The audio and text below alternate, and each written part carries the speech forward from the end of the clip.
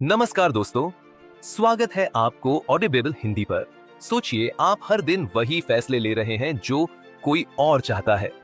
आपको लगता है यह आपकी मर्जी है, लेकिन हकीकत में आप एक गेम का हिस्सा हैं, जिसके रूल्स आपने नहीं बनाए।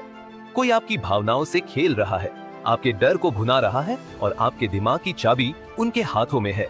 यह है डार्क साइकोलॉजी, एक ऐसा मनोवैज्ञानिक हथियार जिसका इस्तेमाल दुनिया के सबसे चालाक लोग करते हैं, बिना कोई निशान छोड़े। Manipulation, gas lighting, mind control, ये सब सिर्फ फिल्मों की चीजें नहीं है, ये सब हमारे आसपास हर दिन हो रहा है। कभी सोचा क्यों आप ना नहीं कह पाते? क्यों आपको हमेशा गिल्ट फील कराया जाता है? या क्यों आपको लगता है कि आप ही गलत है, जब असल में कोई और खेल खेल रहा है? आज हम आपको दिखाने वाले हैं डार्क साइकोलॉजी सीक्रेट्स, मैनिपुलेशन किताब की वह सारी ट्रिक्स जिनसे लोग दूसरों के दिमाग पर राज करते हैं, और कैसे आप बन सकते हैं उनके जाल से आजाद। अगर आप खुद को बचाना चाहते हैं या खुद इस साइकोलॉजिकल गेम में मास्टर बनना चाहते हैं, तो यह वीडियो आपके लिए है। एक एक सेकंड में छुपे हैं वह राज जो आपकी सोच, रिश्तों और फैसलों को हमेशा के लिए बदल सकते हैं। डर, गिल्ट, लालच, शर्म, ये 4 इमोशंस अगर किसी के काबू में आ जाए तो वह आपके दिमाग से कुछ भी करवा सकता है। और यह है डार्क साइकोलॉजी की पहली सीख। चैप्टर 1 में एमी ब्राउन हमें बताती हैं कि डार्क साइकोलॉजी कोई जादू नहीं है, बल्कि यह इंसानी दिमाग की सबसे गहरी परतों का इस्तेमाल है, जहां इंसान खुद नहीं जानता कि वह क्यों सोच रहा है और क्या करने जा रहा है। यहाँ सवाल ये नहीं है कि क्या आप मैनिपुलेट हो रहे हैं, बल्कि असली सवाल है आपको अब तक कितनी बार मैनिपुलेट किया जा चुका है और आपको पता भी नहीं चला। अब सवाल उठता है, आखिर डार्क साइकोलॉजी काम कैसे करती है? इसका पहला नियम है टारगेट द इमोशंस। लॉजिकल दिमाग से लड़ना मुश्किल है, लेकिन जब इंसान इमोशनल हो जाता है तो वह अपनी लॉजिक खो देता है, और यहीं से शुरू होता है मैनिपुलेशन का असली खेल। हर मैनिपुलेटर सबसे पहले आपको इमोशनल बनाता है, या तो डराकर, या प्यार में फंसाकर, या फिर गिल्ट दिलाकर। और जब आप भावनाओं में बहते हैं तब वह आपको वही करने के लिए मजबूर करते हैं जो वह चाहते हैं। रीना एक बहुत ही कॉन्फिडेंट लड़की थी, लेकिन उसका बॉयफ्रेंड हर बार उसके फैसलों को सवालों में डालता। तुम ये कर पाओगी, तुम्हारा माइंडसेट सही नहीं है, तुम पहले भी फेल हो चुकी हो। धीरे धीरे रीना अपनी ही काबिलियत पर शक करने लगी। उसने अपने सपने छोड़ दिए। क्यों? क्योंकि वह मैनिपुलेट हो चुकी थी। बिना जाने डार्क साइकोलॉजी की यह शुरुआत डरावनी है, पर सच्चाई यही है, जो लोग इसे समझ लेते हैं वह या तो मास्टर बन जाते हैं या फिर खुद को मैनिपुलेशन से बचा लेते हैं। और यही है चैप्टर 1 का सबसे बड़ा सबक। इमोशंस को पहचानो, काबू करो, वरना कोई और करेगा। चैप्टर 2 में एमी ब्राउन बताती है कि हर मैनिपुलेशन के पीछे एक मास्टरमाइंड होता है, एक ऐसा इंसान जो आपको नहीं डराता बल्कि आपके डर को ही इस्तेमाल करता है। और यही होता है दी मास्टर मैनिपुलेटर। कैसे पहचाने मास्टर मैनिपुलेटर को? ये लोग आपके आसपास ही होते हैं, शायद आपका बॉस, कोई करीबी दोस्त, आपका पार्टनर, या फिर आप खुद। लेकिन ये लोग अपने चेहरे पर एक नकली मास्क पहने होते हैं, जो दिखते हैं बहुत अच्छे, लेकिन असल में चालाक, ठंडे और शातिर होते हैं। एमी ब्राउन 5 क्वालिटीज बताती है। हर मास्टर मैनिपुलेटर में 1 चार्म का जादू। ये लोग बहुत अच्छे बोलने वाले होते हैं, हर किसी को स्पेशल फील कराते हैं ताकि लोग उन पर भरोसा करें। दूसरों के दर्द से इन्हें फर्क नहीं पड़ता, सिर्फ ये सोचते हैं इसका इस्तेमाल कैसे हो सकता है। 3 कंट्रोल फ्रीक्स। हर चीज उनके हिसाब से होनी चाहिए, चाहे रिश्ते हो, दोस्ती या काम, सब कुछ इनके कंट्रोल में रहना चाहिए। 4 गैस लाइटिंग एक्सपर्ट्स। ये आपको खुद पर शक करने पर मजबूर कर देते हैं। आप ही सोचने लगते हैं शायद गलती मेरी है। 5 ब्लेम शिफ्टर्स। हर गलती, हर प्रॉब्लम ये दूसरों पर डाल देते हैं और खुद हमेशा सही बनते हैं। अमित एक ऑफिस में काम करता था और उसका मैनेजर हमेशा उसकी तारीफ करता। You are the best in the team. तुम्हारे बिना ऑफिस अधूरा है। लेकिन जब अमित ने छुट्टी मांगी तो मैनेजर ने कहा, मैं तुमसे डिसअपॉइंटेड हूँ, मुझे लगा तुम लॉयल हो, और बस अमित छुट्टी लेना छोड़ देता है। सोचिए, तारीफ भी एक हथियार बन गई। मास्टर मैनिपुलेटर्स का सबसे खतरनाक हथियार है ट्रस्ट। वह पहले भरोसा जीतते हैं, फिर उसी भरोसे को आपके खिलाफ इस्तेमाल करते हैं। चैप्टर 2 हमें सिखाता है हर मुस्कुराता चेहरा मासूम नहीं होता। कभी कभी सबसे मीठी बातों के पीछे सबसे कड़वा इरादा छिपा होता है। अगर आप मास्टर मैनिपुलेटर्स को पहचानना सीख गए तो आप उनके जाल में फंसने से बच सकते हैं। चैप्टर 3, किसी को कंट्रोल करने के लिए ताकत की नहीं, एक चालाक दिमाग की जरूरत होती है। और यह दिमाग जिन टूल्स का इस्तेमाल करता है उन्हें कहते हैं manipulation techniques. Technique 1, gas lighting. तुम ही गलत हो। गेम मान लीजिए आपने साफ साफ कुछ देखा या सुना, लेकिन सामने वाला कहे ऐसा तो कभी हुआ ही नहीं। धीरे धीरे आप खुद पर शक करने लगते हैं। यही है गैस लाइटिंग। ये टेक्निक आपके रियलिटी के सेंस को तोड़ देती है। एमी ब्राउन बताती हैं, गैस लाइटर आपको इतना कंफ्यूज कर देता है कि आप अपने ही दिमाग को दुश्मन समझने लगते हैं। प्यार के जाल में कैद।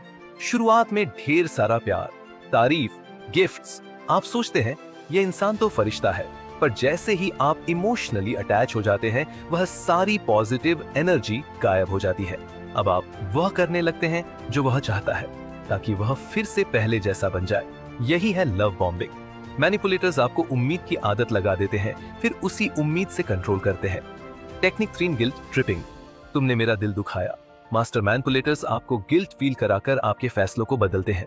अगर तुम मुझसे प्यार करते हो तो ऐसा क्यों किया? तुमने मेरी उम्मीद तोड़ दी।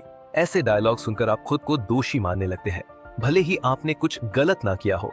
एमी कहती है, ये टेक्निक आपके इमोशनल सिस्टम को हथियार बना देती है, आपके ही खिलाफ। टेक्निक 4, साइलेंट ट्रीटमेंट, चुप्पी का जहर। कभी किसी ने आपसे बात करना बंद कर दिया, बिना कारण, बिना जवाब आप बेचैन हो गए। मैंने क्या किया? सब ठीक तो है? ये चुप्पी भी एक हथियार है जिससे सामने वाला आपको अपनी तरफ झुकाता है। एमी इसे कहती हैं इमोशनल ब्लैकआउट, एक ऐसी चुप्पी जो शोर से ज्यादा दर्द देती है। टेक्निक 5, ट्रायंगुलेशन, तीसरे को बीच में लाना। मैनिपुलेटर्स अक्सर किसी तीसरे इंसान का नाम लाते हैं। वह तुमसे बेहतर समझता है। मेरे एक्स ने तो कभी ऐसा नहीं किया।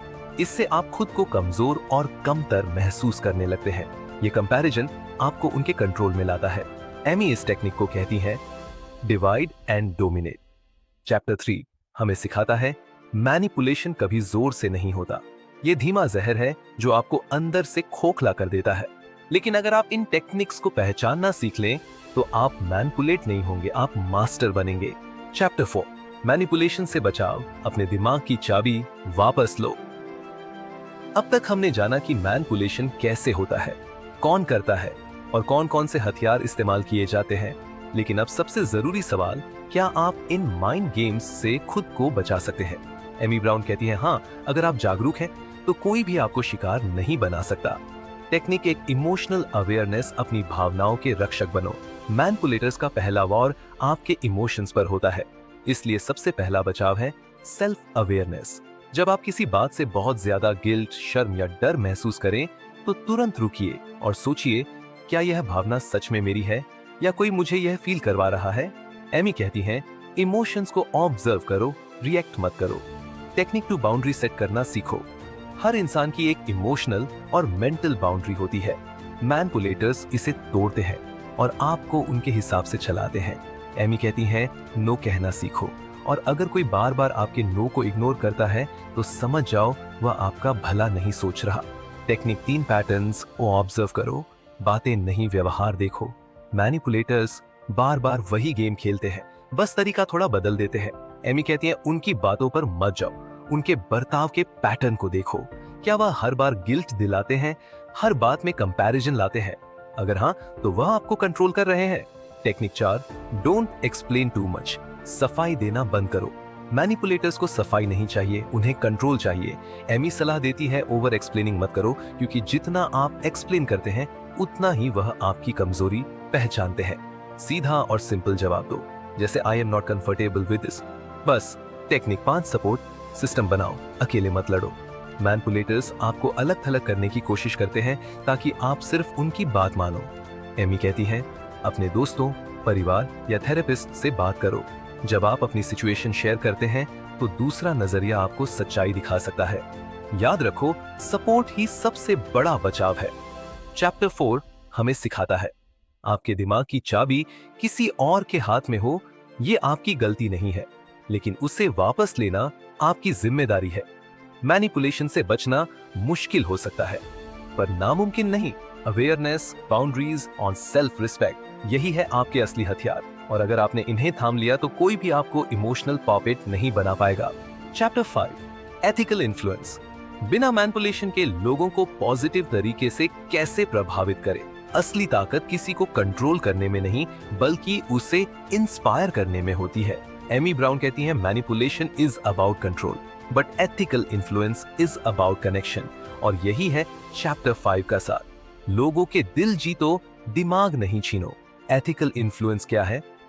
एथिकल इन्फ्लुएंस यानी आप किसी को इस तरह प्रभावित करें कि सामने वाला खुद बेहतर फैसले ले सके, बिना गिल्ट, डर या प्रेशर के। ये पॉजिटिव साइकोलॉजी पर आधारित होती है, ना कि डार्क टैक्टिक्स पर। Technique 1, genuine listening. सुनना सिर्फ कानों से नहीं, दिल से। मैनिपुलेटर सिर्फ बोलते हैं, इन्फ्लुएंसर्स पहले सुनते हैं। एमी कहती हैं, जब आप किसी को अटेंटिवली सुनते हैं तो आप उनके भरोसे के हकदार बनते हैं, और जहां भरोसा होता है वहां प्रभाव अपने आप आता है। Technique 2, empower don't control. Manipulators कहते हैं, तुम्हें ये करना चाहिए। इन्फ्लुएंसर्स कहते हैं, तुम क्या करना चाहते हो?